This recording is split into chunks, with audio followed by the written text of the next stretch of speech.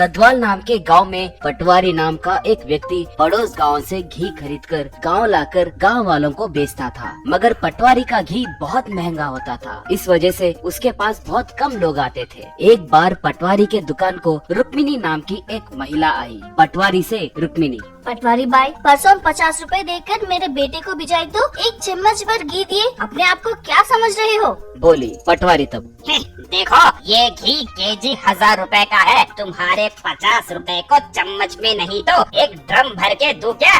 कहा। रुक्मिनी, अबे गधे कहीं के, देश भर में घी किलो 600 में बेच रहे हैं तो तुम 1000 रुपए में बेचोगे क्या? देखते रहो, किसी न किसी दिन तुम भीख मांगोगे, दरिंदे कहीं के। बोली। पटवारी तब, कोई परवाह नहीं है, तब तुम भी मेरे साथ मिलके भीख मांगना। जा जाओ, बड़ी आई मुझे बोलने वाली। कहते ही रुक्मिनी वहाँ से गुस्से से चली गई। थोड़े दिन बीतने के बाद लोग पूरी तरह से पटवारी के पास आना बंद कर दिए। ये देखकर पटवारी अपना दोस्त जित्तू के पास गया। जित्तू से पटवारी, यार ये लोग बहुत निर्दयी हैं। मैं बेचारा 400 रुपए में घी खरीद कर उसे सिर्फ 1000 रुपए में बेच रहा हूँ। उतने कम पैसे देने के लिए भी लोग मर रहे हैं। ऊपर से आजकल ये लोग खुद अपने घरों में घी बनाना शुरू किए हैं। कहा। जित्तू तब, तो अब हम क्या करें भाई, सबके घरों में घुसकर घी के बर्तन गिरा दे क्या? कहा। पटवारी तब, अरे देर दिमाग, अभी पुराने आइडियाज काम नहीं करेंगे। देखो मैं विदेश से एक मशीन मंगवाने वाला हूँ। अगर हम उसके अंदर दूध डालेंगे तो वो दूध के अंदर से सारा मक्खन निकाल लेगी। इसलिए लोगों के खरीदने वाला दूध सीधे हमारे पास आए। जैसे कोई आइडिया बताओ। कहा। जित्तू तब, कुछ नहीं भाई, ये दूध विक्रेता सब मिलकर दूध में से मक्खन निकालते हैं ना, उनके मक्खन निकालने के बाद हम उनके पास जाकर जो बचा हुआ दूध है वो हमें दो भाई, उसके अंदर से हम दूध निकालेंगे कहकर पूछेंगे और उसमें से मक्खन निकालेंगे। कहा। पटवारी तब, वाह क्या दिमाग है रे तेरी, मुझे अपने आप को मारना चाहिए जो तुमसे सलाह पूछा मैंने। कहा। जित्तू तब, नहीं तो क्या भाई, आप और आपके बकवास आइडियाज, आप अभी भी किस जमाने में हो? दूध के अंदर से मक्खन निकालने की बात कर रहे हो? टेक्नोलॉजी बदल गया है। देखो घी के बदले पाम ऑयल और डालडा मिलाकर उसके अंदर एक चुटकी भर घी एसेंस डाले तो बस है, दानेदार घी तैयार हो जाएगा। उस घी को दूध देने वाली गाय भी पहचान नहीं पाएगी, पता है क्या? कहा। पटवारी तब,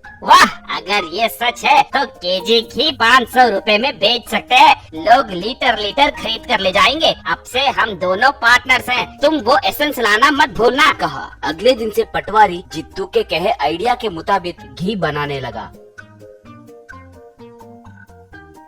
और उस घी को केजी 500 रुपए में बेचने लगा।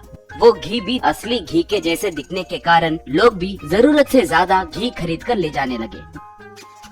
ये गौर करके पटवारी बड़े बड़े डिब्बों में घी बेचना शुरू किया। ऐसे बहुत कम दिनों में ही पटवारी बहुत पैसे कमाया। सब अच्छे से चल रहा था। एक बार जित्तू आकर पटवारी से अपने हिस्से के पैसे पूछा। पटवारी तब, क्यों रे नालायक, तुम्हें हिस्सा चाहिए क्या? अरे सामान मैं खरीदता हूँ, मेहनत करके मैं मिलावट करता हूँ और बेचने वाला भी मैं ही हूँ, तो फिर तुम्हें 50% हिस्सा क्यों दूं? जा जाओ। कहा। जित्तू तब, देखो भाई, जब हम धोखे से व्यापार कर रहे हैं तो हमारे राज जानने वाले लोगों से कभी दुश्मनी नहीं करते, नहीं तो डूब जाओगे। इसी नालायक ने तुम्हें आइडिया दिया है कहकर मत भूलना। कहा। पटवारी तब, क्यों रे, तुम मुझे ही धमकाओगे? अपने मर्जी आई जगह पर बोलो। जाओ, मैं तुम्हें 1 पैसा भी नहीं दूंगा। मेरे बारे में पता है ना, मैं बहुत लालची हूँ। कहा। जित्तू तब, यहाँ वहाँ क्यों भाई, तुम्हारे ग्राहकों से ही कहूँगा, वो तुम पे कितना भरोसा करेंगे मैं भी देखता हूँ, ठीक है? यूँ कह रहा था तभी रुक्मिणी वहाँ पर घी खरीदने आई। जित्तू उसे बुलाकर पटवारी के मिलावटी घी के बारे में सब बताया। वो सुनकर रुक्मिणी, बाप रे, चोर कहीं की, तू बदल गया है सोची थी। तो ये है तुम्हारा प्लान। रुको,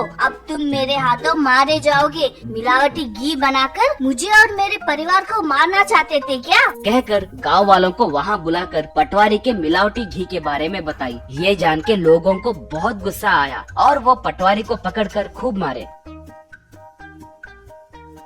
बाद में पुलिस वालों के हवाले किए। जित्तू खामोश होकर वहां से चला गया।